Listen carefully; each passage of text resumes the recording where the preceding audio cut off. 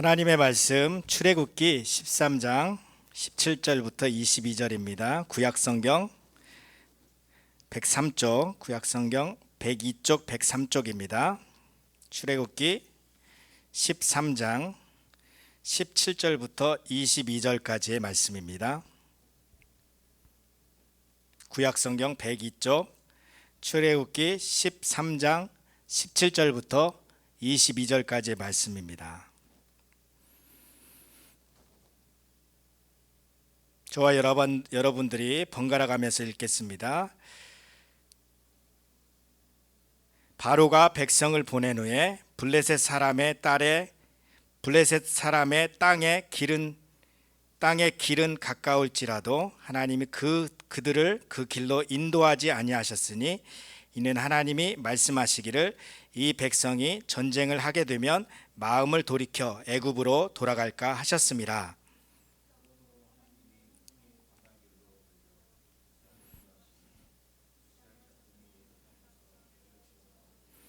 모세가 요셉의 유고를 가졌으니 이는 요셉이 이스라엘 자손으로 단단히 맹세하게 하여 이르기를 하나님이 반드시 너희를 찾아오시리니 너희는 내 유고를 여기서 가지고 나가라 하였음이더라.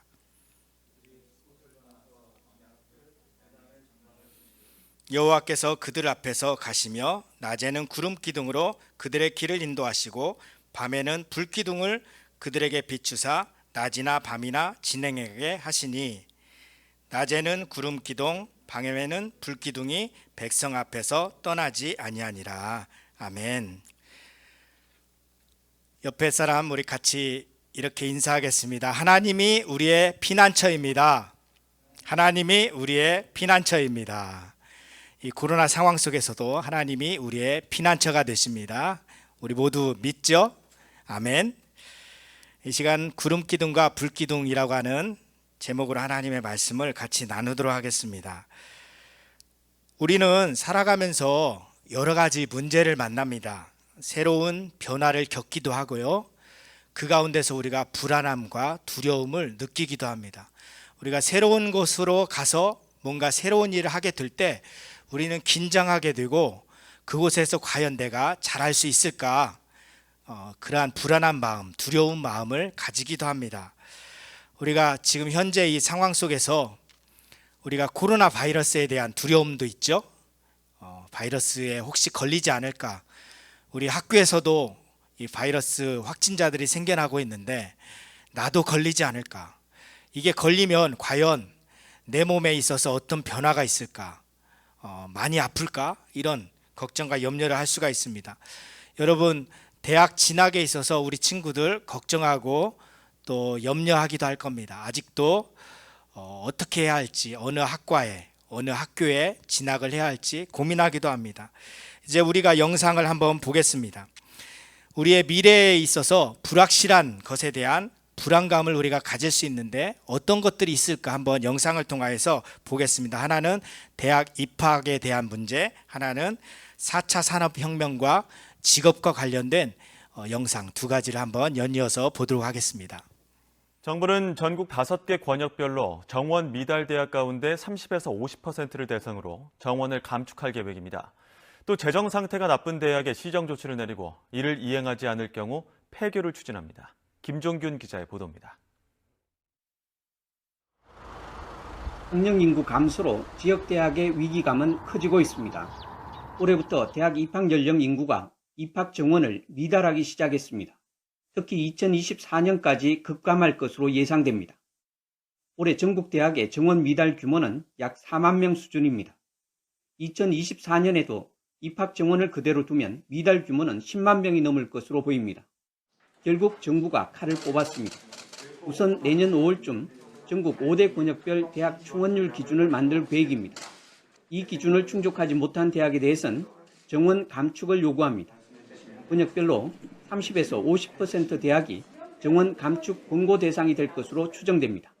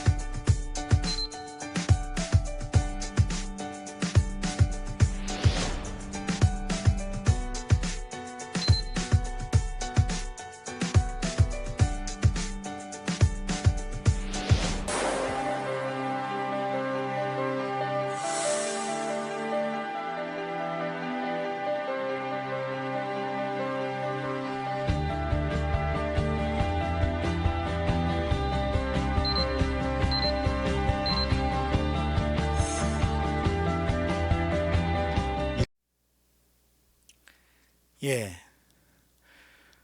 우리 중고등부 친구들에게 와닿는 그런 내용일 거예요. 작년부터 문제가 대두되기 시작했는데 지금 전국에 있는 대학교들이 입학 정원이 있는데 입학 정원보다 적은 숫자의 학생들이 지원해서 미달이 되는 사태가 벌어졌습니다. 작년보다 올해는 더했고요. 내년에는 더하다고 합니다.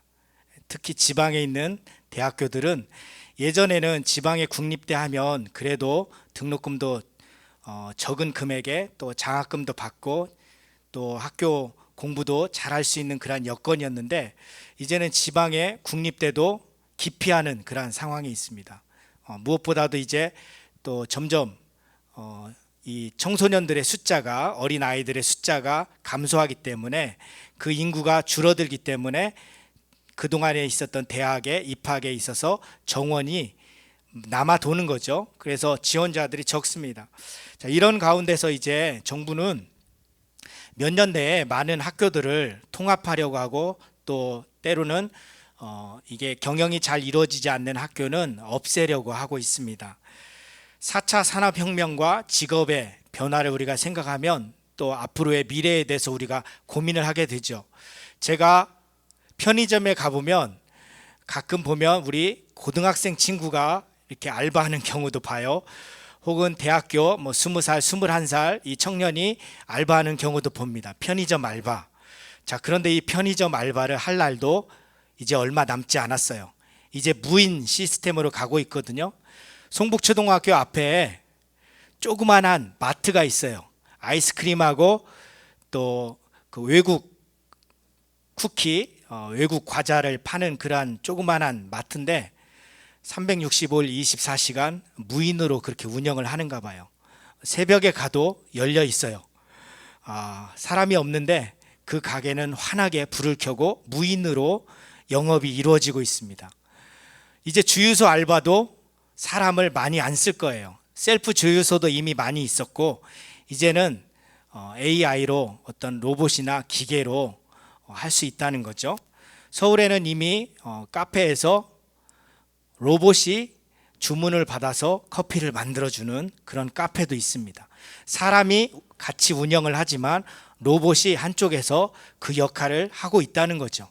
자, 그렇다면 우리 친구들이 앞으로 10년, 20년, 30년 후에 공부하고 한참 일할 때는 과연 그때 내가 무슨 일을 할 수 있을까 고민할 수밖에 없는 거죠. 우리 친구들이 지금 어떠한 직장과 직업을 결정했다고 하더라도 그때 가서는 상황이 바뀔 수가 있습니다.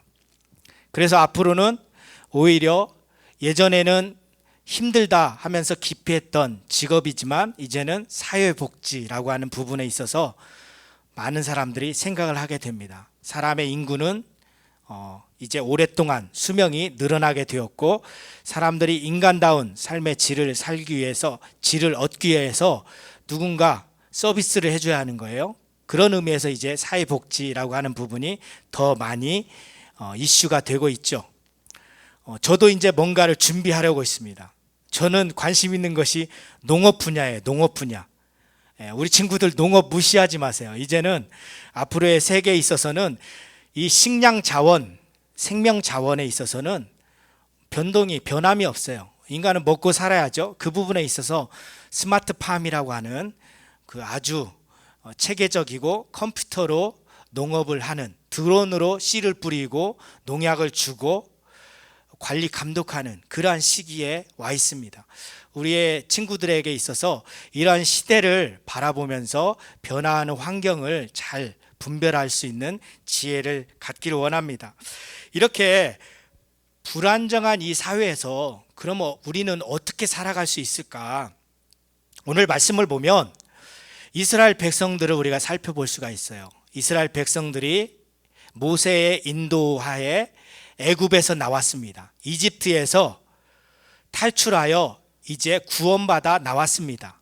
그런데 그들에게는 불안함과 두려움이 있었죠. 저 지도를 보면 애굽에서 나와서 하나님이 가나안 땅으로 인도하시는데 이스라엘 백성들 가운데 이제 가나안 땅에 사는 블레셋 민족 다른 여러 민족들과 싸울 것에 대해서 두려워합니다. 그 땅에는 이방 민족이 살고 있을 텐데 우리가 그들과 싸워 이길 수 있을까? 우리에게는 지금 무기도 없는데, 우리는 지금 노예로 살아서 너무나도 고통을 받아서 힘도 없고 기진맥진한데 과연 우리가 가나안 땅에 들어갈 수 있을까? 그 땅에 있는 이방 민족들과 싸워서 이길 수 있을까? 그런 불안함과 염려가 있었다는 거예요. 그런 가운데 하나님이 이스라엘 백성들이 준비되지 않았기 때문에 저 애굽에서 지중해 대해라고 하는 저 해변길을 따라서 가나안으로 가면, 팔레스타인 땅으로 가면 2주 만에 갈 수가 있는데 하나님이 밑에 동남쪽으로 광야로 인도하십니다. 광야를 인도하시면서 하나님이 이스라엘 백성들을 준비시키고 훈련시키는 것을 알 수가 있어요. 그래서 하나님께서 홍해를 지나서 광야의 길로 인도하십니다. 이스라엘 백성들은 광야를 지나서 황량한 광야를 지나면서 가나안으로 향하게 되었습니다. 자, 그러면 이스라엘 백성들이 그냥 광야를 그들이 알아서 갈 수 있었을까요? 아니에요. 우리가 그 다음 이제 그림을 보면 하나님은 이스라엘 백성들과 함께 하시면서 그들을 인도하셨습니다. 어떻게요? 구름 기둥과 불 기둥으로 인도하셨어요. 낮에는 하얀 구름 기둥으로 이스라엘 백성들을 인도하셨고요. 그 다음에 밤에는 불 기둥으로 이스라엘 백성들과 함께 하셨습니다. 그러니까 이 광야를 보면 나무 그늘도 없고 황량한 돌과 흙과 먼지만 가득한 건조한 땅이에요. 그 광야에서 낮에는 뜨거운 햇볕 아래서 그 더위를 견딜 수가 없습니다. 그런데 하나님이 구름 기둥을 통하여서 시원하게 하셨다는 거죠. 밤에는 어떻습니까? 밤에는 기온이 급격히 떨어지면서 추위를 견뎌야만 했어요. 그런데 하나님께서 구름 사이에 저 불기둥을 두어서 이스라엘 백성들이 따뜻하게 밤을 보낼 수 있게 하셨다는 것입니다. 놀라운 방법이죠. 그 다음에 보면, 사진을 보면 하나님이 이제 광야 생활 중에 성막을 지어서 그곳에서 하나님께 예배할 수 있도록 하셨는데, 하나님이 이스라엘 백성들과 함께 하시겠다는 것을 성막을 통하여서 보여주십니다. 그래서 성막에 구름 기둥과 불 기둥이 있음으로써 하나님이 이스라엘 백성들과 함께 하시고 그들을 보호하셨다는 것을 상징적으로 보여줍니다. 자, 그러면 우리가 이제 이 광야를 지나고 이스라엘 백성들이 가게 되는 가나안 땅을 생각해 보겠습니다. 가나안 땅이 주는 의미가 무엇일까요? 첫 번째로 생각해 보면 아브라함과 그의 후손들에게 약속하신 땅이라는 겁니다. 하나님이 아브라함을 불러서 그에게 말씀하시기를 내가 너에게 지시하는 땅으로 가라. 그 땅이 바로 가나안이었어요. 내가 너와 너의 후손들에게 이 땅을 주겠다. 너를 큰 민족으로 만들겠다. 내가 너에게 복을 주겠다. 하나님이 약속하시고 기업으로 주신 땅이 바로 가나안이에요. 그러니까 가나안이 이스라엘 백성들의 삶의 터전이고 그들이 있어야 할 곳이라는 거예요. 자, 하나님께서 이 가나안 땅을 기업으로 분명하게 약속하신 땅이라는 겁니다. 자, 그래서 모세가 이스라엘 백성들을 이끌고 애굽에서 가나안으로 가는데 모세에게 가지고 있었던 한 가지가 있었어요. 그것은 뭐냐? 요셉의 유골이에요. 여러분, 애굽의 총리였던 요셉. 그 요셉은 이미 약 한 300여 년 전에 세상을 떠났어요. 그리고 그의 시신이 다 썩고 유골, 뼈만 남은 거죠. 그 뼈를 가지고 가나안으로 가야 하는 거예요. 왜 그랬을까요? 요셉이 유언을 남겼던 거예요. 요셉은 하나님께서 이스라엘 백성들 가운데 찾아오셔서 그들을 구원하시고 그들을 가나안으로 인도하실 거라는 분명한 확신이 있었어요. 그것을 알고 있었기 때문에 너희들이 애굽에서 나갈 때 나의 유골을 가지고 가라. 그리고 가나안에 가서 매장하라. 이 요셉의 유언이 있었기 때문에 모세는 제일 먼저 모세는 요셉의 유고를 취하고 그것을 가지고 갔다는 것입니다. 이처럼 가나안은 하나님께서 오래전에 이스라엘 백성들에게 주신 땅이라는 겁니다. 그리고 이 가나안이 주는 두 번째 의미가 있습니다. 뭐냐? 하늘나라에 대한 소망을 갖게 하는 것이에요. 믿음의 조상들은 아브라함, 그의 아들 이삭, 그의 아들 야곱, 요셉, 그리고 그 이후에 이스라엘 백성들, 사무엘 선지자, 다윗 왕, 이 믿음의 사람들은 가나안 땅이 바로 하나님이 그들에게 주신 땅이라는 걸 알았지만 그 땅에 사는 것으로 만족하지 않았어요. 믿음의 조상들은, 믿음의 사람들은 하나님 나라를 소망하며 살았다는 거예요. 뭐예요? 가나안 땅은 하나님이 계신 하나님의 나라를 우리에게 미리 보여주는 것이다. 하나님이 약속하시는 하나님 나라, 그것을 바라보도록 우리에게 가나안 땅을 허락하신 것이다. 그렇게 알았다는 거예요. 그러니까 가나안 땅에서 우리가 잘 먹고 잘 살자, 그것으로 끝나지 않았어요. 그들은 가나안 땅에서 하나님을 예배하였고 하나님의 말씀대로 살고자 했던 것이에요.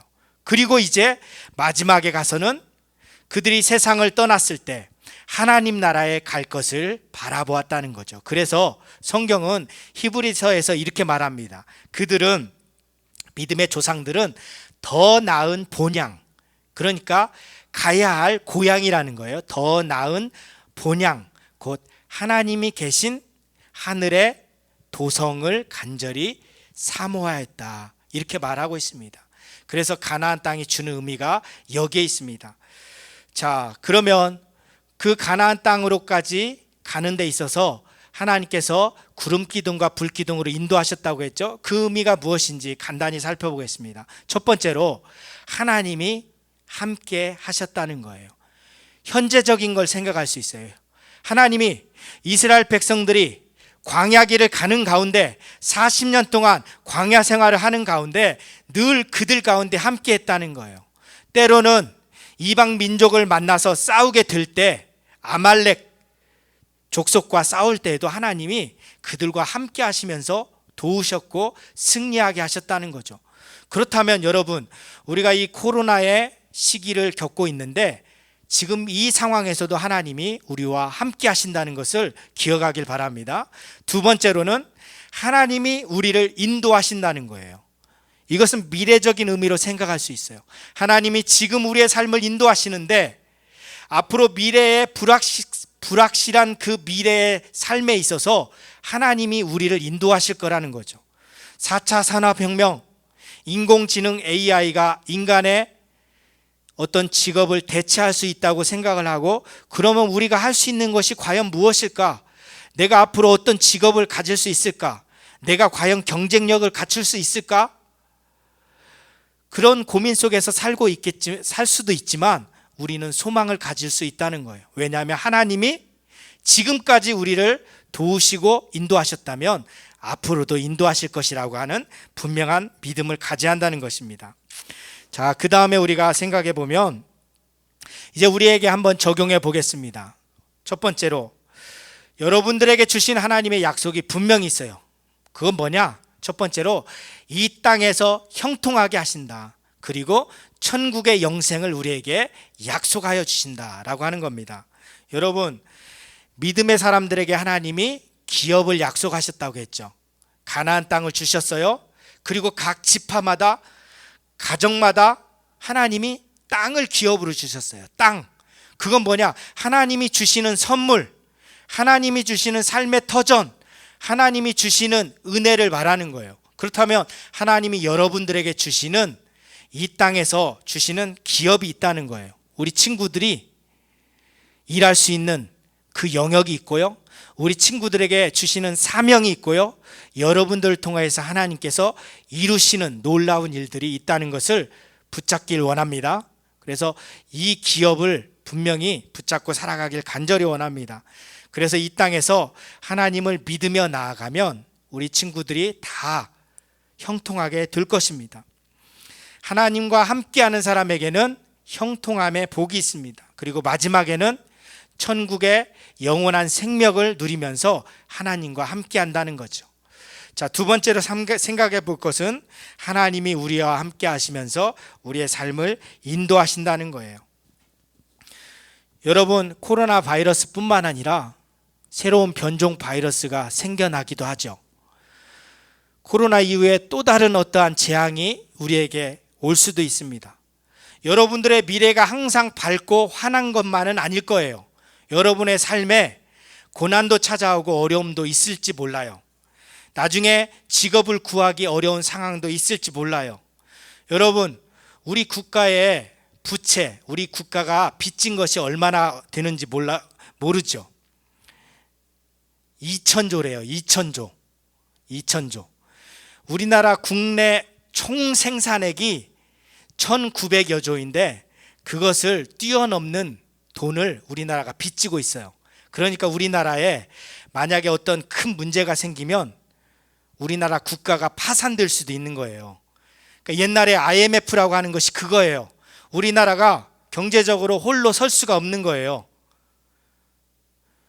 외국에서 많은 빚을 갚으라고 하는 독촉이 있으면 갚지 못하는 상황이 되는 거예요. 그럼 국민들의 재산은 어때요? 헐값이 되는 거예요. 돈도 돈의 가치를 하지 못하고요. 여러분의 집도 집의 가치가 안 돼요. 팔아봤자 얼마 되지 않는다는 거예요. 자, 그런데 여러분, 정치권에서는 코로나 상황이 오랜 기간 지속되니까 국민들에게 재난지원금을 줍시다 하고 막 외쳐대요. 벌써 몇 번 주었죠. 저는 처음부터 우려가 됐어요. 벌써부터 줄 일이 아닌데. 그때 준다고 했을 때가 하루에 한 50명, 100명도 확진자가 안 나올 때 그냥 앞서서 재난지원금 줍시다 이랬어요. 저는 그때 생각을 했죠. 작년에 1년 반 전에 아마 어쩌면 좋지 않은 상황에서는 하루에 1,000명 이상도 나올 수 있겠다 나름대로 생각했어요. 그런데 이런 상황이 발생됐죠. 지금 이제 재난지원금을 줍시다 그러는 거예요. 자기 돈을 주는 게 아니에요. 그냥 국가의 돈을 막 뿌려대면서 국민들의 인기와 표를 얻으려고 정치인들은 그렇게 애를 쓴다는 거죠. 자, 정말 도움이 필요한 분들에게는 도움이 가야겠죠. 자, 그런데 너나 할 것 없이 그냥 돈 뿌려대고 그 한 30만 원 받았을 때 그게 뭐 얼마나 우리의 삶에 달라지는 것이 있어요. 자, 그런데 저는 그거 생각하면 앞으로 우리 해나가, 우리 가온이가, 수환이가 앞으로 갚아야 될 돈이다. 우리 친구들이 앞으로 열심히 일해가지고 우리 친구들 3명이 노인 1명을 먹여 살려야 하는 상황이 되고 국가의 빚이 2,000조가 되는데 다음 세대에 이 빚을 다 떠넘기면 어떻게 될까? 너무나 걱정스러운 거예요. 이 시대의 어른들이 정신 차리고 정말로 다음 세대를 생각해야 하는데 멀리 내다보지를 않고 있어요. 자, 여러분, 이렇게 힘든 환경, 어려운 문제가 우리를 괴롭힐 수 있습니다. 그렇다고 해도 우리에게 있는 인간의 존엄함은 달라지지 않아요. 아무리 인공지능 로봇이 인간을 대체한다고 하더라도 하나님께서 우리에게 부여하신 하나님의 그 아름다운 형상, 인간의 존엄함은 바뀌지 않는다는 거예요. 상황이 아무리 어려워도 우리를 향한 하나님의 사랑은 변함이 없다는 것을 기억하길 바랍니다. 그래서 하나님이 이 시대에도 하나님의 구름 기둥과 불 기둥으로 우리를 붙잡아 주신다는 것을 우리 친구들이 믿으며 살길 원합니다. 그렇다면 우리가 이제 말씀을 마지막으로 결론을 내려보겠습니다. 자, 우리는 어떻게 살아야 하는가? 우리는 하늘에 속한 자입니다. 우리는 이 땅에 속한 자가 아니에요. 이 땅에 살다가 여기에서 그냥 부유하고 성공하고 돈 많이 벌고 나 자신을 위하여서 살아가는 존재가 아니에요. 이 땅에서 좀 잘 살면 그것으로 만족하고 행복해하는 존재가 아니에요. 이 땅에서 조금 가난하고 부족하면 그것으로 불행하다, 만족하지 못하다 그렇게 생각할 수 있는 것이 아니라는 거예요. 우리는 하늘에 속한 자로서 하나님의 것으로 만족하는 것입니다. 여러분, 하나님이 구름 기둥과 불 기둥으로 안전하게 보호하셨다는 것을 기억하길 바랍니다. 하나님이 우리의 삶을 인도하신다는 것을 기억하십시오. 그 다음 문장을 한번 보겠습니다. 하나님께서 우리의 삶을 인도하신다. 하나님이 여러분과 함께 하시고 여러분을 도와주시면 여러분 불안해할 필요가 없어요. 두려워 떨지 마세요. 하나님이 여러분들에게 피난처가 되십니다. 하나님이 여러분들을 지켜준다는 것을 기억하고 믿음으로 살아가는 우리 모두가 되길 간절히 원합니다. 앞으로 20년, 30년 후에 놀라운 변화가 있어도 지금 능력의 하나님은 그때에도 여러분들을 똑같이 사랑하시고 지켜주실 것입니다. 이 약속의 말씀을 기억하고 우리 같이 기도하겠습니다. 이 시간 우리 같이 기도하겠습니다. 하나님, 지금 제가 사는 이 순간에 지금 현재의 삶에 있어서 그리고 앞으로의 삶에 있어서도 하나님 주님의 구름 기둥과 불 기둥으로 저를 붙잡아 주시옵소서. 눈에 보이지 않지만 하나님의 도움이 우리 가운데 있어서 우리가 능히 어떤 어려운 상황과 환경도 이겨내고 우리가 승리하며 살아갈 수 있도록 도와주세요. 같이 기도하겠습니다. 하나님 아버지, 이 시간 기도합니다. 이스라엘 백성들을 애굽에서 인도하셔서 가나안으로 주님께서 보호하시며 이끌어 가셨던 것처럼 지금 이 시대를 살아가는 우리 친구들의 삶을 인도하시고 지켜주시기를 원합니다. 하나님, 대학 진학의 문제, 또 어떻게 앞으로 일을 하고 직업을 가질까 고민하는 문제, 또 4차 산업혁명과 AI 시대에 어떻게 살아남을 수 있을까라고 하는 이 문제 속에서 두려워하지 않길 원합니다. 불안하며 떨지 않길 원합니다. 하나님께서 우리를 지켜주시고 인도하실 것을 믿으며 나아가길 원합니다. 주님, 우리는 이 땅에 속한 자들이 아닙니다. 하늘에 속한 자로서 하나님이 주시는 은혜로 만족하면서 살아갈 수 있도록 도와주시옵소서. 우리 친구들이 미래에도 신실하신 하나님, 능력의 하나님을 의지하면서 살아갈 수 있도록 도와주시옵소서. 예수님의 이름으로 기도드립니다. 아멘.